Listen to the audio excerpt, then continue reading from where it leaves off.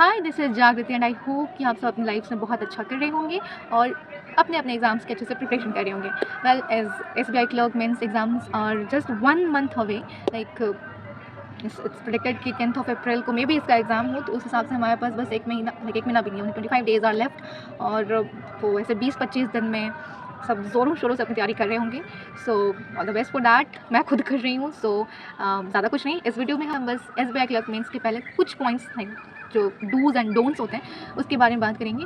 May be आपको बहुत सारी बात ये सब पता हो, बट स्टिल मेरा अब तक का जो एक्सपीरियंस रहा है, मैं 2 महीने से बैठ चुकी हूँ, तो उसके हिसाब से मेरे पास थोड़ी बहुत नॉलेज है, लाइक थोड़ा बहुत एक्सपीरियंस हो चुका है मुझे कि मतलब क्या करना चाहिए, क्या नहीं करना चाहिए। मुझे अपनी खुद की गलतियों से ये बात रियलाइज़ हुई है जो मैंने की हैं, तो बस हम उसके बारे में इस वीडियो में बात करेंगे।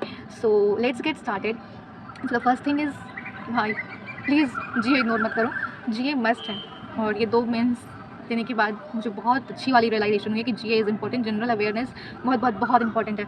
लाइक आप भले ही जो दूसरे सब्जेक्ट्स हैं उनको थोड़ा कम अभी इंपॉर्टेंस हो, लेकिन GA को दो। हमारा क्या होता है ना कि मुझे लगता है कि ओके GA ही तो पढ़ना है, PDF से कवर कर लेंगे, लास्ट के 10 दिन में कर लेंगे, 5 दिन में कर लेंगे, इतना पढ़ लेंगे, कैलकुलेशन लगाते हैं और हमें लगता है कि हम कर लेंगे, लेकिन हम नहीं कर पाते, बिल्कुल भी नहीं कर पाते। मे बी कुछ एक्सेप्शनल बच्चे कर लेते हो, लेकिन हर कोई नहीं कर पाता है।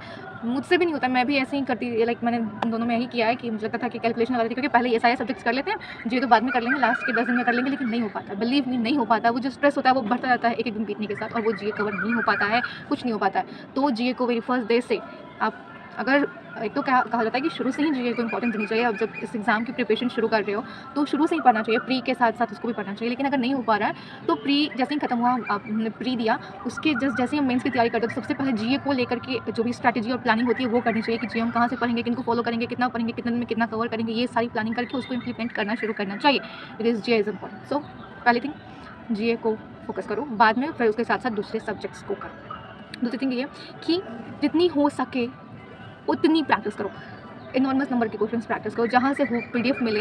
अब फिर होता है ना, शुरू में हमें पता नहीं चलता, लाइक हम जब नए होते हैं इस फील्ड में तो हमें समझ में आता है कि कौन सा क्वेश्चन प्री लेवल का है, कौन सा लेवल मेंस लेवल का है, कौन सा question out of the box है, ये हमें समझ में आता है। लेकिन तो उसके लिए थोड़ी गाइडेंस चाहिए। आप फिर उसके लिए कोई सही टीचर को फॉलो करो, एक मेंटोर पकड़ो, कोई चैनल पकड़ो जहाँ से आपको पता चले कि मेंस लेवल के क्वेश्चंस कैसे होते हैं, कैसा होता है। लेकिन ये शुरू में थोड़ी दिक्कत होती है, बट प्रैक्टिस समझ में आने लगता है कि कौन सा क्वेश्चन प्री लेवल का है, कौन सा क्वेश्चन मेंस लेवल का है।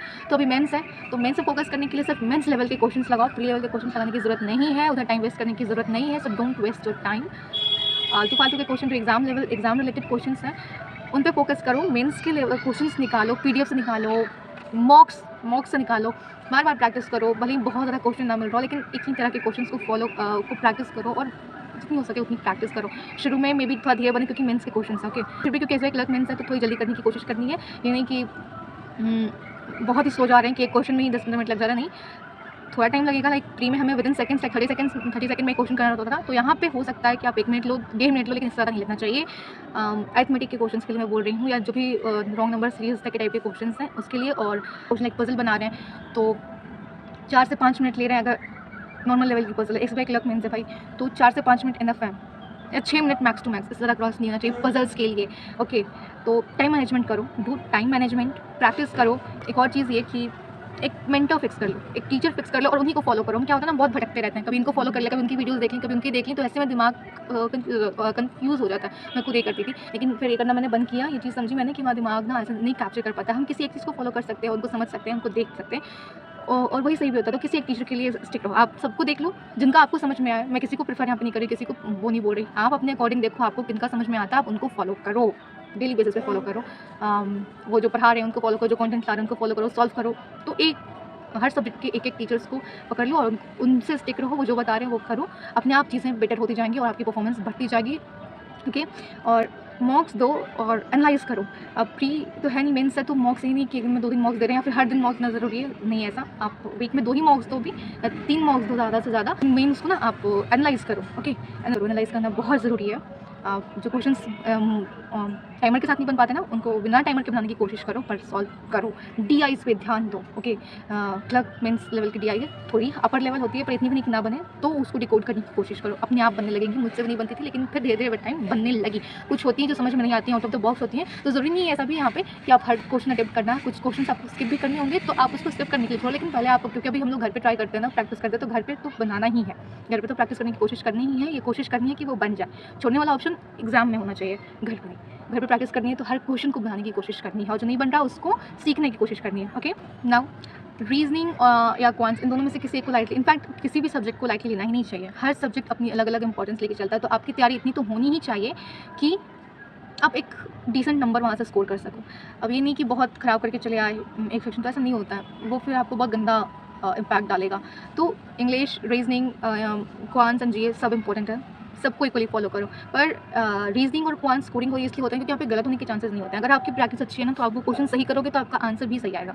तो ये स्कोरिंग सब्जेक्ट्स हैं, अगर आपकी प्रैक्टिस बहुत अच्छी है ना तो बहुत अच्छे मार्क्स से आप ला सकते हो, गलत उतना नहीं होगा। इंग्लिश में क्या होता है ना कि हमें कन्फ्यूजन होता है, ये ऑप्शन लग रहा होता है, ये ऑप्शन लग रहा होता है, जी में भी कुछ सेम लगता होता है, तो हम मोस्टली ना गेस वर्क कर देते हैं वहाँ पे, या तुक्का मार के आते हैं, तो वहाँ पे थोड़ी गलत होने के थोड़े चांसेस रहते हैं। लेकिन वहाँ भी अगर आपकी प्रॉपर प्लानिंग स्ट्रैटेजी है, पढ़ाई अच्छे से, तो वो भी नहीं होगा, लेकिन वहाँ पे थोड़ा रहता है। तो reasoning, maths, please don't ignore. और क्या होता है ना कि क्योंकि मेन से तो यहाँ पे ज़रूरी नहीं है कि आप सारे क्वेश्चन अटेम्प्ट करो, सारे क्वेश्चन अटेम्प्ट नहीं करने होते हैं, आपको कुछ छोड़ना भी होता है। तो इसके लिए क्या करो कि आप अपना जो बेस्ट पार्ट है, बहुत सारी चीज़ें होती है ना, क्वांट्स में होता है, डीआई होता है, अरिथमेटिक होता है, अलग अलग तरीके की डीआईज होती हैं, कुछ इजी लेवल की होती है, कुछ हाई लेवल की होती हैं, फिर जो भी जैसा रहता है। फिर रीजनिंग ले लो तो पजल्स रहते हैं, सिटिंग अरेंजमेंट रहता है, मिसलेनियस में भी आता है, डायरेक्शन डिस्टेंस होते हैं, कोडेड क्वेश्चन होते हैं, क्या क्या नहीं होता है, बहुत कुछ होता है। तो ये कहीं अच्छी जगह से देखो, डिटेल में देखो और अपना स्ट्रॉन्ग पॉइंट पहचानो कि आप किस में बहुत अच्छा परफॉर्म कर रहे हो, और ये आप खुद को खुद एनालाइज करना होगा, खुद को एनालाइज करो, अपना बेस्ट पॉइंट पकड़ो, अपना जो स्ट्रॉन्ग पॉइंट है उसको पकड़ो और उस पर बहुत प्रैक्टिस करो, ताकि जब वो चीज़ें एग्जाम में आए तो वो आपसे स्किप ना हो, आप उसमें अपना बेस्ट परफॉर्म करके आओ। Okay, and now revision must है, रिवीजन मस्ट है। आप जितना पढ़ रहे हो पढ़ो, रिवाइज़ करते चलो, क्योंकि रिवाइज़ नहीं करने से बहुत बुरा लगता है, बहुत बुरा फंसते हैं। और ये मैंने रियलाइज़ की है, मैंने इसको चीज़ देखी है। मैं पढ़ते जाती हूँ लेकिन रिवाइज़ नहीं करती जल्दी, इस वजह से मैं फंसती हूँ, अटकती हूँ, वो चीज़ मेरे दिमाग से निकल जाती है। तो रिवीजन इज़ मस्ट। एंड कोई नई टॉपिक पकड़ के बैठ सकते हैं। हाँ, मतलब हम अभी थोड़ा टाइम है तो बहुत ज़्यादा नया पढ़ने की ज़रूरत नहीं है, लेकिन अगर कुछ छूटा हुआ है, कोई टॉपिक है जो पढ़ना है, कवर करना है, तो अभी आने वाले 10-15 दिनों में कर सकते हैं, लेकिन लास्ट के दिनों में नहीं। तो अगर आप कोई टॉपिक सोच रहे हो कि अभी स्टार्ट करनी है या छोटी सी टॉपिक है, तो आप 1-2 टॉपिक कवर कर सकते हो विदिन 10 to 15 डेज़। उसके बाद लास्ट में वो कवर नहीं हो पाएगी। तो अभी के लिए, अभी अगर नई टॉपिक कवर करनी है तो अभी सही टाइम है, so you can do it, but उतना फोकस नहीं करना। आपने जितना पढ़ा है उसको बार बार प्रैक्टिस करनी है और बार बार रिवाइज करना है। So that's all, this were some dos and don'ts. अगर आपको ये पसंद आया then do let me know in the comments. Thanks for watching. Bye bye.